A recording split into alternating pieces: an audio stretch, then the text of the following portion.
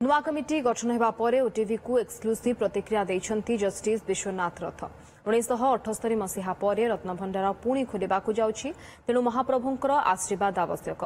आसंता काली एने बैठक बसिब किपरि रत्नभंडार खोला जिवो कोन पदक्षेप निया जिवो ताकु नै निष्पत्ति हेबो।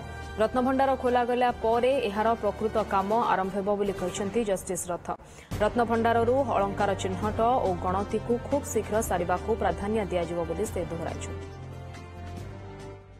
जगन्नाथंकर आशीर्वाद नथिले एभली सुजोग आसेनी। परिवार तो आमे गत 3 दशंधि धरी जगन्नाथंक सेवारे उत्सर्गीकृत। भाविथिली वकिलातीर अवसर नबा परे भाविथिली जगन्नाथंक सेवारू बोधे मते अब्याहति मिलिला, किंतु सेठी से सेवार पूर्णछेद पड़ नाला कहीं जगन्नाथ मंदिर सेवा मो भाई जगन्नाथ रथ द्वारा परिचालित करागला। जगन्नाथ रथ जो स्टेट इनफॉरमेशन कमिशनर हेले फेब्रुआरी मासरे यही वर्ष पुणी आशंका आसला जे जगन्नाथ आमको सेवा निवृत्त करदेले कि काली आईन मंत्री श्रीयुक्त हरिचंदन महास्वामी खबर पाई मोर से आशंका दूरीभूत है एवं जगन्नाथ सहित आम सदासर्वदा जड़ित अच्छु, ओतप्रोत भाव जड़ित, शरीर भाव जड़ित। मोर भक्तिपूर्ण अर्घ्य जगन्नाथ को आशीर्वाद करेंगे।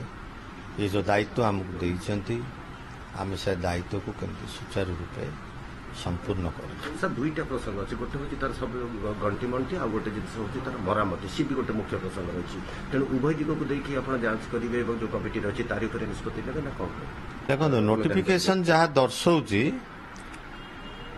रत्नभंडार खोलिबा एवं मणति गणतिर दायित्व कमिटी को दिया जाइए।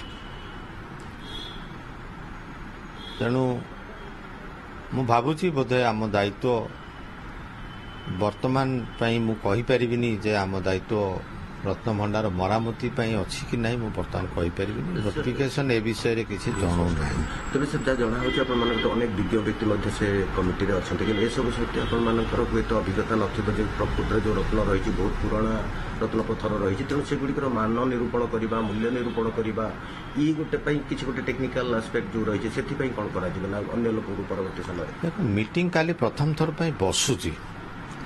तेणु एठिरे बहुत विज्ञ व्यक्ति तो अच्छी, तेणु समस्ते आग बसु बसिले तार कोण अनुकोण को निश्चित भाव में आम विचार को नबू। ये किसी सामान्य जिनस नुह, ये गोटे असामान्य जिनस।